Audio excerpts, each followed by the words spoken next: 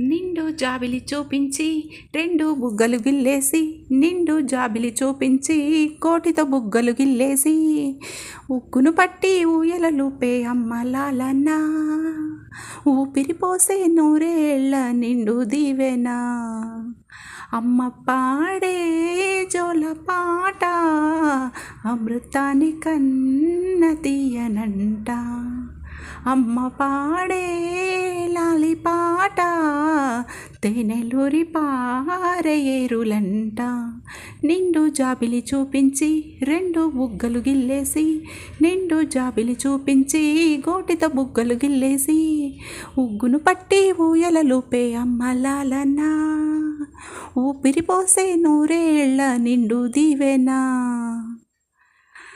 కురిసేవాన చినుకులకు నీలి నింగి అమ్మ మొలిచే పచ్చని పైరులకు నేల తల్లి అమ్మ వీచే చల్లని గాలులకు పూల కొమ్మ అమ్మ ప్రకృతి పాడే పాటలకు నేల కొయిల అమ్మ సృష్టికి మూలం అమ్మతనం సృష్టించలేనిది అమ్మ గుణం సృష్టికి మూలం అమ్మతనం సృష్టించలేనిది అమ్మ గుణం అమ్మ పాడే జోల పాట అమృతాని కన్న తీయనంట అమ్మ పాడే లాలి పాట తేనెలూరి పారే ఏరులంట. హాయ్ హలో నమస్తే, వెల్కమ్ టు మై ఛానల్ అమ్మ దీవెన శైలజ. ఎలా ఉన్నారండి మీరందరూ? నేనైతే చాలా బాగున్నానండి. మీరు కూడా నాకంటే చాలా బాగుండాలని ఆ మహాశివుని వేడుకుంటూ వెల్కమ్ టు టుడేస్ వ్లాగ్ అండి. ఈరోజు వ్లాగ్ వీడియో వచ్చేసి పిల్లల హ్యాండ్ రైటింగ్ ఎలా ఉండాలి అనే కాన్సెప్ట్ పెట్టుకున్నానండి. ఈరోజు పిల్లల చేతిరాత బాగా కుదరాలంటే మనము పేరెంట్స్ని పిల్లలకు బాగా ప్రాక్టీస్ చేయాలి, బాగా ప్రాక్టీస్ చేయించాలి. ఒక పలక బలపం తీసుకోవాలి. లేకపోతే ఇప్పుడు ఉన్న మోడర్న్ సిచ్యువేషన్లో ట్యాబ్ లాంటివి వచ్చేస్తున్నాయి కదా, దాంట్లో మీద రాపిస్తున్నారు కదా, అది తీసుకున్నా ఓకే. కాకపోతే పిల్లలకి ఫస్ట్ పలక మీద రాయిస్తేనే బాగా హ్యాండ్ రైటింగ్ బాగా కుదురుతుందండి. పలక బలపంతో ఫస్ట్ పిల్లలకి లైన్స్ స్టార్ట్ చేయాలి. ఫస్ట్ సరస్వతి శ్రీకారంతో మొదలు పెడతారు కదా, అది అయ్యాక పిల్లలకి లైన్స్ రోజు ఇంత ఒక్కొక్క లైన్, చిన్న లైన్ ఇంత గీయమని చెప్పాలి. తర్వాత కర్వ్ లైన్స్ అంటే ఇట్లా అలల టైప్లో వస్తాయి కదా అవి. తర్వాత అరసున్న ఇట్లాంటివి ప్రాక్టీస్ చేస్తూ ఉంటే రైటింగ్ బాగా కుదురుతుంది. అది ఎలాగంటే ఫస్ట్ లైన్స్, కర్వ్ లైన్స్, తర్వాత అరసున్న, తర్వాత సున్నా, ఇలాగా రౌండ్స్గా రాసుకుంటూ వెళ్ళి చూపించాలండి.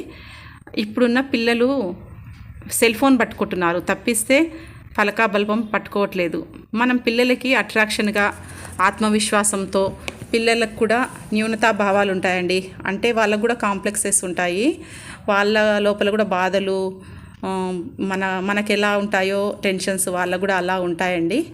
ఇదిగోండి, నేను వాకింగ్కి వెళ్ళాను. ఈ మధ్యలో చిన్న ఇల్లు కనపడ్డది. ఇంటి ముందరనే వాళ్ళ చేతనైనంతలో పిండి మిల్లు పెట్టుకొని బతుకుదేరువు జీవనోపాధి కల్పించుకున్నారండి. ఇలా ప్రతి ఒక్కరు కూడా పని చేసుకోవడానికి వెనక ఆడొద్దండి. పని చేసుకోవాలి. పని చేసుకుంటేనే మనకు గౌరవం దొరుకుతుందని నా భావన. పనే మనకు గౌరవాన్ని కల్పిస్తుందండి. పని లేకుండా ఇంట్లో కూర్చోవడం వల్ల కరిగిపోతాయి తప్ప పెరగవు. కరెక్టేనండి. Please like, share, subscribe my channel అమ్మ దీవెన శైలజ అండి. ఇంకా టాపిక్లోకి వస్తే పిల్లలకు ఆత్మవిశ్వాసం పెంపొందించాలండి. ఏదైనా సరే చిన్నపిల్లల నుంచే స్టార్ట్ చేయాలండి. ఇప్పుడు మనం చిన్నపిల్లలకి మంచిగా చెప్పి ఆత్మవిశ్వాసంతో పెంపొందింపజేస్తేనే వాళ్ళు పెద్దయ్యాక ఏమన్నా చేయగలుగుతారండి. ప్రపంచంలో ఇప్పుడు ఎలా ఉందంటే కాంప్లెక్సెస్ చాలా పెరిగాయండి. ఏజ్తో సంబంధం లేకుండా. ఇదిగోండి, పెద్ద మనుషులు ఇంటి ముందల అరుగుల మీద మాట్లాడుతూ కూర్చుంటున్నారు.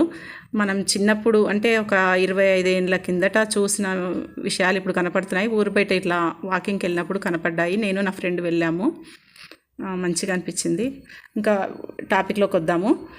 పిల్లలకు ఆత్మవిశ్వాసం పెంపొందించాలంటే మనం వాళ్ళతో మంచిగా మాట్లాడాలండి. సమయం కేటాయించుకోవాలి. మనం టీవీ చూడడము, సీరియల్ చూడడము, పెద్దవాళ్ళతో ముచ్చట్లాడడము అవన్నీ వదిలిపెట్టేసేయాలి. పిల్లల పెంపుదల చేస్తేనే మనం సక్సెస్ అయినట్టు పేరెంట్స్. అవునా కాదా?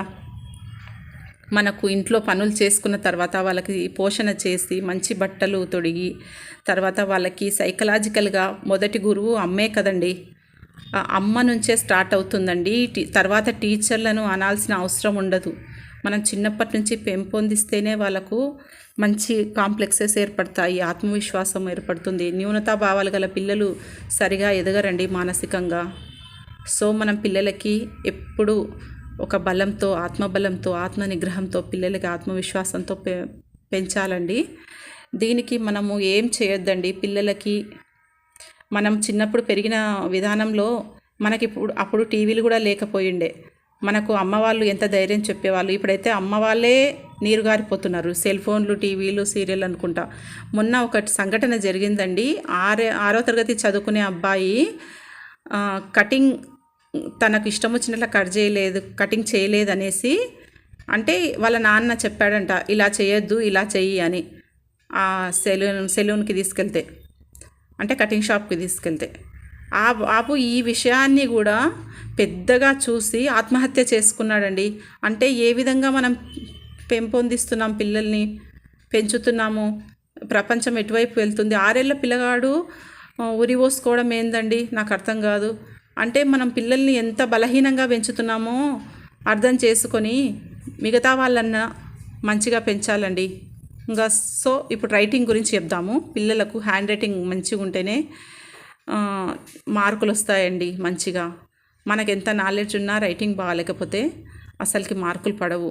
పిల్లలకి మంచిగా కూర్చోబెట్టుకోవాలి. సాయంత్రం పూట ఖాళీగానే ఉంటారు కదా అమ్మ వాళ్ళు, కూర్చోబెట్టుకొని మంచిగా కథలు, మంచిగా జీవితంలో జరిగే విషయాల గురించి ఒక అవగాహన తెప్పించడము, పలకాబల్పం తీసుకొని మనం వాళ్ళ ముందు రాయడము, వాళ్ళకు చిన్న చిన్నగా డిజైన్స్, చిన్న చిన్న సున్నాలు, కొమ్ములు, ఇట్లా మామిడి పిందే టైప్లో, లైన్స్ టైప్లో ఇట్లా వేయించుకుంటూ కూర్చుంటే వాళ్ళకి రైటింగ్ బాగా వస్తుందండి. అమ్మే తొలి గురువు అండి. ఎవ్వరు కాదు, టీచర్ అమ్మ కాదు, సార్ కాదు, ఎవ్వరు కాదు. ఫస్ట్ మనం ఇంటి నుంచి నేర్పించి పంపిస్తేనే స్కూల్లో వాడు డెవలప్ అవుతాడండి మెంటలీగా కదా అండి. పిల్లలకు కూడా మంచి స్టోరీలు వినిపించాలండి, మంచి డ్రాయింగ్ నేర్పించాలి ఇంట్లో. స్కూళ్ళల్లో అంతమంది మనం ఇంట్లో మన 2 పిల్లల్ని కానీ పిల్లలకు కానీ మనం సరిగా చేయకపోతే స్కూళ్ళల్లో టీచర్లు ఎంత టెన్షన్ తోటి వాళ్ళు లైఫ్ లీడ్ చేస్తూ ఉంటారండి. టీచర్లకు కూడా అంతమందితోటి సాధించాలంటే కూడా కాదు కదా.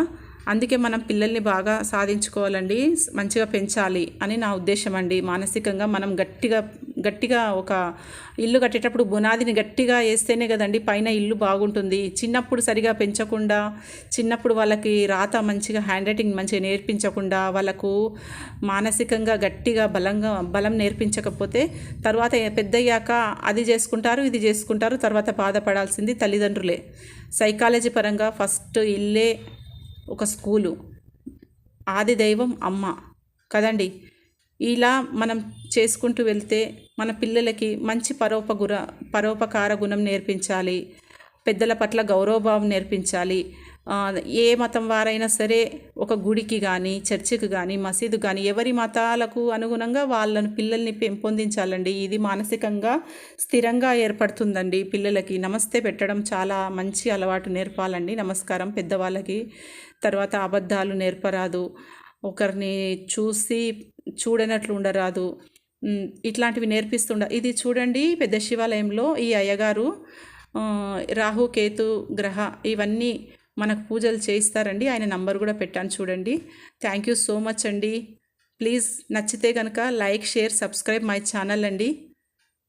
ఇలాగే మీ ఆదరణ ఉండాలని, కంటిన్యూ కావాలని మంచి వచ్చే వీడియోలో కలుసుకుందామండి.